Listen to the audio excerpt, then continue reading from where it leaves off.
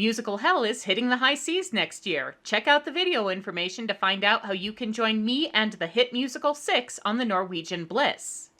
This episode of Musical Hell is brought to you by Midnight Musicals. Welcome to the podcast Musical Underground. And by Cafe Himbo Cookbooks, celebrating his 10th anniversary. Thank you.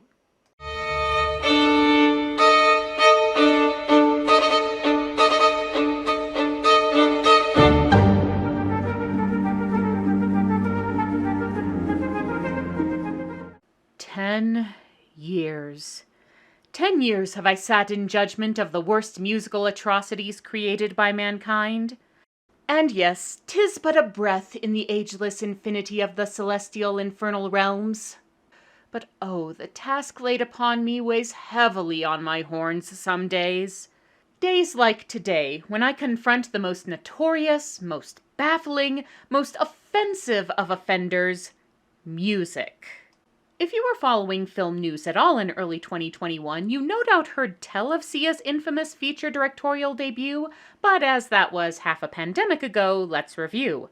Reportedly inspired by the non-vocal autistic person Sia befriended in rehab, the movie was shot in 2017, ballooned in scope and budget when musical sequences were added, and took 3 whole years to edit. Then the trailer was released and instantly proved that Oscar Wilde is wrong and sometimes being talked about is worse.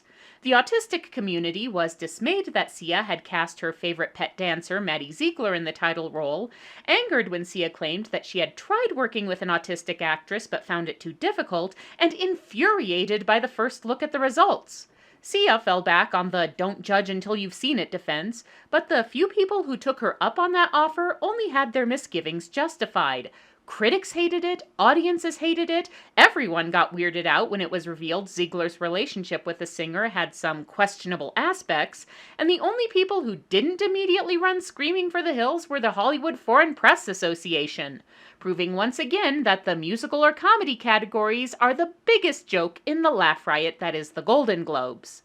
And now, on this landmark anniversary, it comes before yours truly. So let's examine the case of, oh, sweet Lucifer!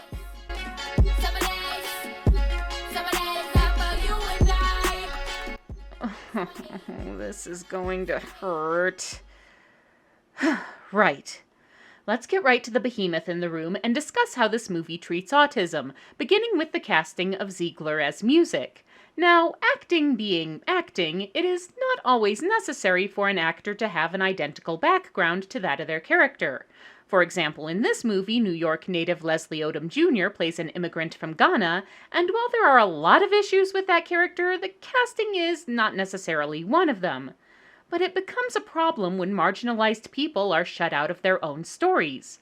Films have a long history of having actors fake disability for the camera, creating the implication that those disabled people are somehow unable to represent themselves on screen.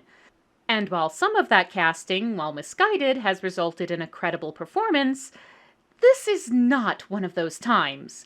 In fact, this is the exact opposite of those times, when what results is a collection of stereotypical behaviors that is at best awkward and at worst insulting.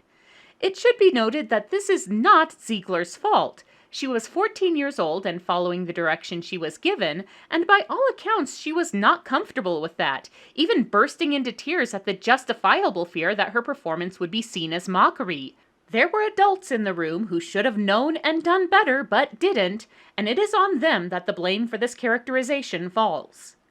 But even if a neurodivergent actress had been cast in this part, we would still have to deal with the even bigger problem of how Sia and Dallas Clayton's script treats music as a person.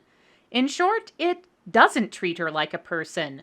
At best, the attitude towards the character is one of patronizing affection. She's a pure, innocent soul who views the world with childlike wonder and whose sole purpose in life is to enrich the lives of the people around her. I am not even close to exaggerating. There is, however, the magical little girl, your sister, who could use your love and care. Music has no agency in this story, and no personality or characterization beyond her condition. All we really know about her is that she loves dogs, and even that feels like Sia and Clayton heard that fixations were a thing autistic people tend to have, so they made a half-hearted attempt at including one. Because in the end, music isn't a character. She's a prop, an issue for other people to deal with who has nothing meaningful to contribute to her own situation. It's the most condescending way to approach a marginalized character you can imagine. As the movie opens, music is in the care of her loving grandmother, aided by an assortment of colorful New York types who look after music during her daily routine. But this blissful situation is due to change, as while music is out of the house, Grandma starts looking somewhat poorly.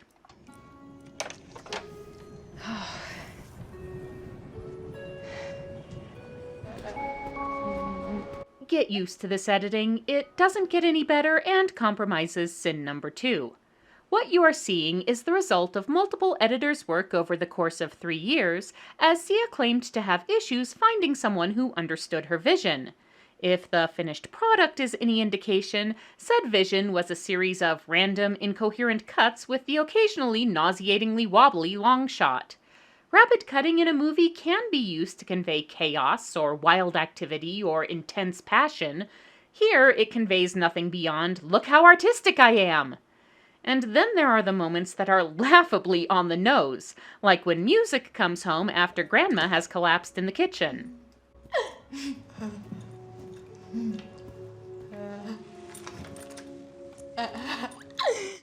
George, the neighbor down the hall, takes music in hand while her just-sleeping grandmother, because music is at all times presumed to have the understanding of a 2-year-old, is loaded into a body bag.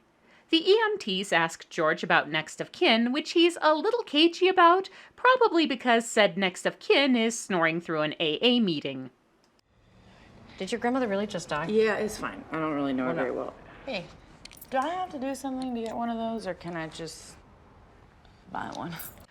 This is music's half-sister Kuzu, known as Zoo for short, and also known as sin number 3. Like many of the characters called out in this court, Zoo is assumed by the writers to be charming in her quirks and flaws, but is just horrible. And I don't mean horrible in the this character needs to learn a lesson and earn redemption over the course of the movie sense. I mean in the this character exhibits the most loathsome behavior possible in every situation sense. She didn't happen to mention a will, did she, George? Oh, jeez, George, what did I ever do to you? Well, for starters, you broke into my apartment. Here we go. Dial it back, Zoo. You're making the family in Knives Out look noble and altruistic. The worst part is that this is the character for whom music is just a plot point. This movie seriously believes we would sooner empathize with and relate to this self-absorbed, emotionally callous train wreck than with an autistic person. And that tells you all you need to know about its perspective. Despite the fact that Zoo is a recovering alcoholic on probation, Grandma has left behind a letter entrusting music to Zoo's care. Zoo has difficulty reconnecting with her little sister, as music is currently absorbed in the world's worst kids show. Seriously, I don't know if it's deliberately bad or just a manifestation of the movie's overall awfulness, but the host looks like she's being made to do this at gunpoint. Well, you know what I like to do when there's nothing else to do for the day? Zoo is disappointed to discover that assisted living facilities do not provide a haul-away service, so while she reflects on her situation, music is entertained by the kid across the street shining a flashlight into her room. Night falls and I am longing for your touch. And we need to talk about the song sequences in this movie, which are sin number 4. The idea of using song to convey the feelings of a character for whom spoken communication is difficult to impossible is not a bad idea. The Deaf West revival of Spring Awakening made particularly good use of the concept, as the score is already a manifestation of the characters' secret inner lives. But music has no inner life, or rather the script assumes she does not, so the song sequences which are intended to offer her perspective add nothing. They're basically a collection of Sia music videos, all shot in a similar manner with abstract sets, weird costumes, and imagery that is at best obviously symbolic and at worst inexplicable.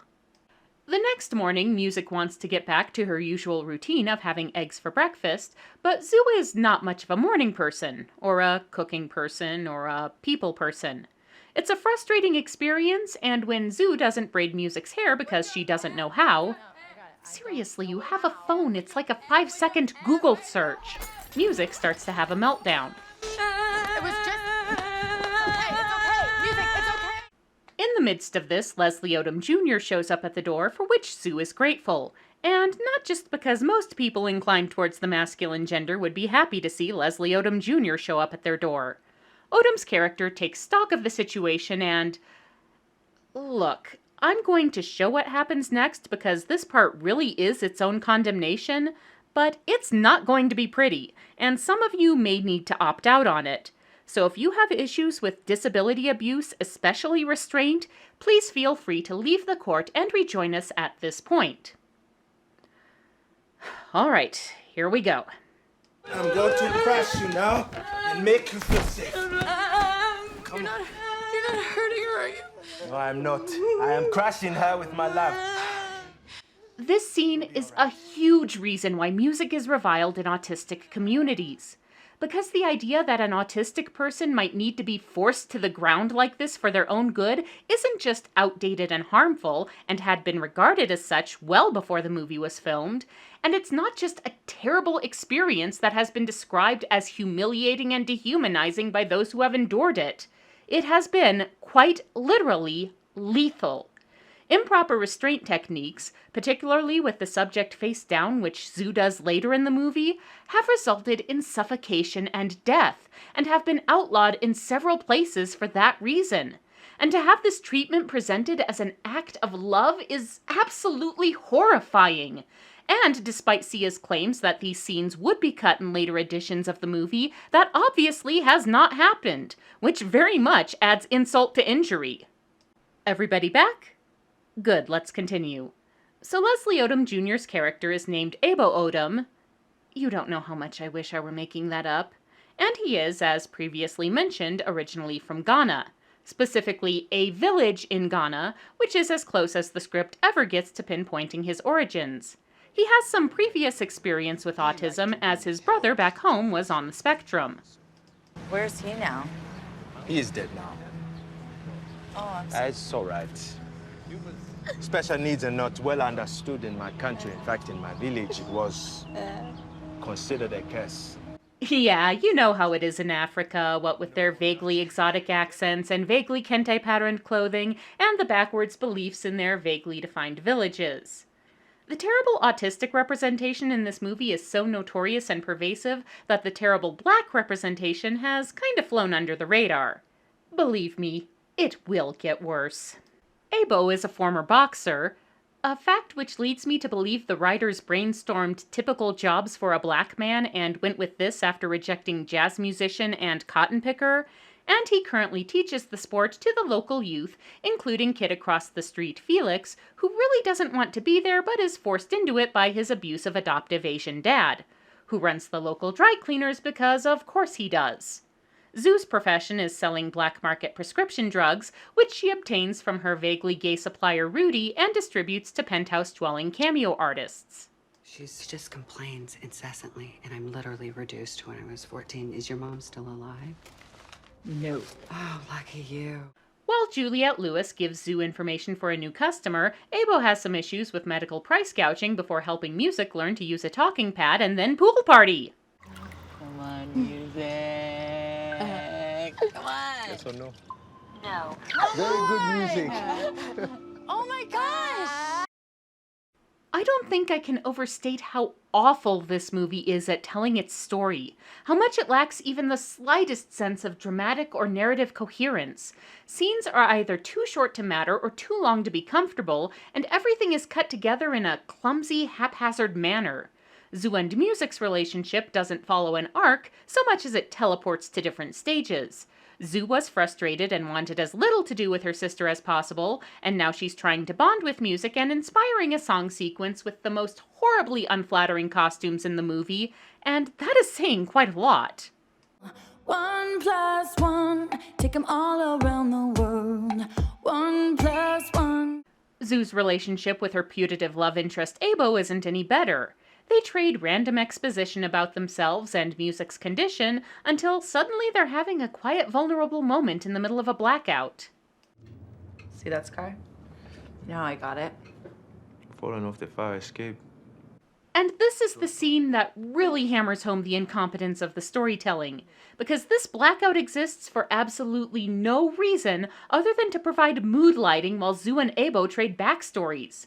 I'm not joking. It starts right before their conversation, lasts less than 2 minutes, and then ends the moment they're done sharing. It's random and pointless and just... Help me out here, Eros. Stupid! Stupid! Anyway, the backstories. Abo was married, but his ex-wife left him for his brother, not the dead autistic brother, a different brother, and he's due to attend their wedding sometime during the third act. Zoo and Music's mom was a junkie, and Zoo has a lot of issues of her own, ending with her falling off a fire escape during an aborted suicide attempt. Her current dream is to run away to Costa Rica and live on the beach or something, because she needs some kind of plan that's going to eventually conflict with the good thing she has going with music. Said good thing involves singing at the piano while the cameraman, as near as I can tell, tries to scratch an itch on his leg without anyone noticing. Music is the soothing sound. At least in Les Miserables, the actors were going all out on their performances and giving you something to watch. What am I supposed to focus on here? The ugly wall art? Insensitive jerk that she is, Zoo invites herself and Music to join Abo at his brother's wedding, and he approves of the idea, possibly because the invitation says, "Bring a random +1 or 2 if you want, what do we care?" But Zoo's obvious overtures cause him to be conflicted for reasons soon to be revealed, and he sneaks out during a fantasy sequence where Odom Jr.'s magnificent singing is undermined by... whatever this is.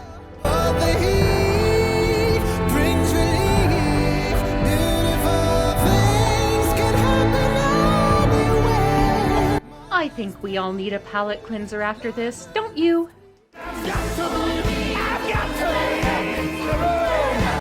Oh, yeah, that's the stuff. Where were we? Oh yeah, the soon-to-be-revealed reasons. It starts when Zoo goes to meet her new client and has to take Music along because neighbor George is sick of Zoo always being 3 hours late to relieve him of babysitting duty. The client, surprise, is none other than Sia herself, and it's okay because she wants the illegal drugs for peaceful purposes. We're doing charity now. That's right. You know what we're going to do with the drugs we buy from you? We're going to send them to Haiti because there's been an earthquake. Oh, yeah. Yeah. I can't tell if Sia is trying to make a joke about ham-handed celebrity activism, or if she legitimately thinks this would be a good idea, but I can tell this little bit of self-indulgence is sin number 8. Meanwhile, Music wanders into another random fantasy sequence. And now I never wanna say goodbye, 'cause baby I'm falling for the little one I love inside. Because hey, the way the movie handles neurodivergence is straight from the 1980s, so why not throw in a trying on clothes montage? Anyway, vaguely gay Rudy reluctantly agrees to Zoo's huge painkiller order, even though she's so unreliable that any halfway competent dealer would have had her kneecaps broken by now. But in return, he asks her to deliver some HIV medication to an unnamed client. So, guess which of our cast members has AIDS? Trick question, it's the guy from Africa. You know how it is in Africa.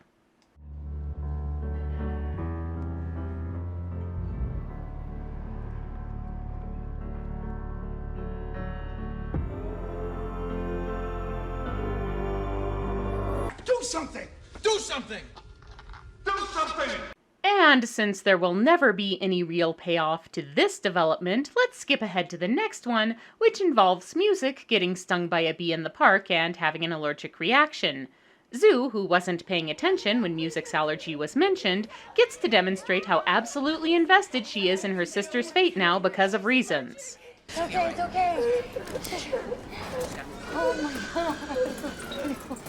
It turns out okay, Music had an EpiPen on her, something else Zoo didn't know about, but there's a bit of a snag with the insurance forms as Zoo obviously can't put down drug dealer and doesn't have the sense to substitute self-employed.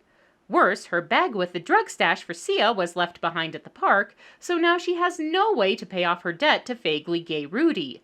So she has a relapse and stumbles home to the world's worst hook.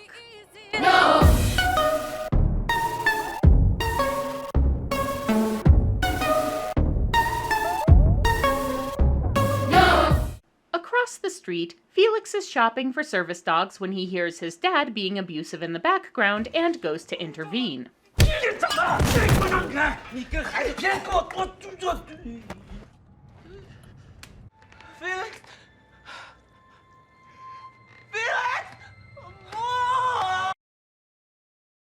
So yeah, Felix is dead now.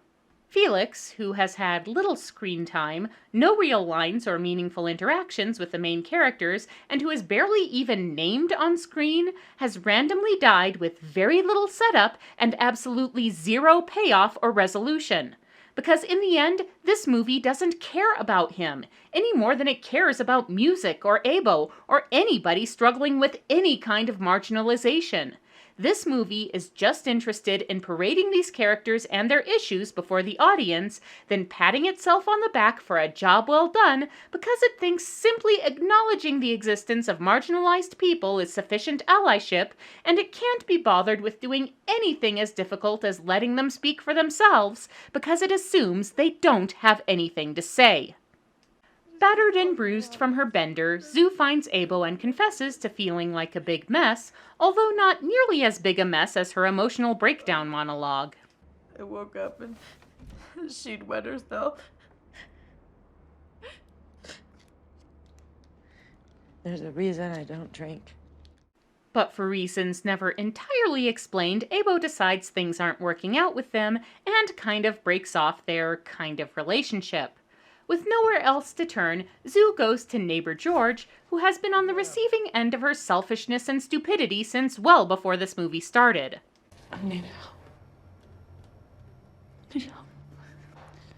Let's get you cleaned up. I obviously do not have any say in such matters, but George's willingness to do anything other than slam the door in Zoo's face makes him a candidate for sainthood in my book. Zoo cleans up pretty quickly, attending AA and starting to make up with Abo and becoming a better caretaker for music and getting a proper job so she can pay off vaguely gay Rudy the honest way. All of this takes place so abruptly and neatly that it's sin number 10. But Zoo is still holding on to her dreams of the Costa Rica sun, so she makes plans to leave the country and drop music off in an institution. Her departure happens to be on the same day as Abo's brother's wedding, so obviously Zoo can't leave because she needs to fully reconcile with him as well as realize her places with her sister. The only question is how that will come about. Don't know. Sit down now. So yeah, it turns out music can communicate effectively when it really, really matters. So if you're struggling with neurodivergence, don't worry, because you'll be able to overcome it at the most dramatically appropriate time and it will solve everything. The music will soar as you run off and join your sister's magical Negro friend, and his family won't mind when you hijack their wedding reception with your happy family song, which you will inspirationally sing along to. And the dead boy across the street will get you a service dog, and everyone you love, living and dead, will dance with you in your happy, brightly colored rainbow world.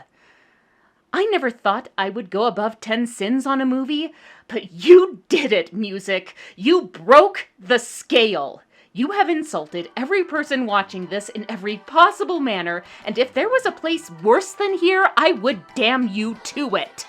We can take it higher. I am happy. I never thought I would have to deal with a movie worse than Glitter. I was so very, very wrong. Music is spectacularly incompetent, but it's not the fascinating, absurd incompetence of something like Plan 9 from Outer Space or The Room. It's a baffling, incomprehensible mess. Worse, its attempt at inspiration porn at the expense of its autistic title character is insipid, heavy-handed, badly researched, embarrassingly outdated, and couldn't be more insulting if it tried. There are lots of autistic creators on YouTube who have offered their own insights on this idiocy, and I recommend you check out some of them in the links below. For my own part, I don't think I can sufficiently punish this movie, but that doesn't mean I'm not going to try. So, the Court of Musical Hell orders the following punishments. For not being able to put something together that makes any kind of sense, the editors are condemned to be implanted with the thought-disrupting device from Harrison Bergeron. For being completely awful and being allowed to get away with it by everyone from her neighbor to her drug dealer, Zoo is condemned to be taken out by a cartel.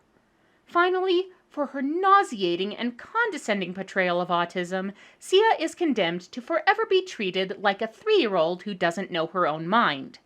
So let it be recorded. This session of the Infernal Court in Musical Hell is now adjourned, and I'm going to need to take a brief recess. I'm fine. I'm just so tired.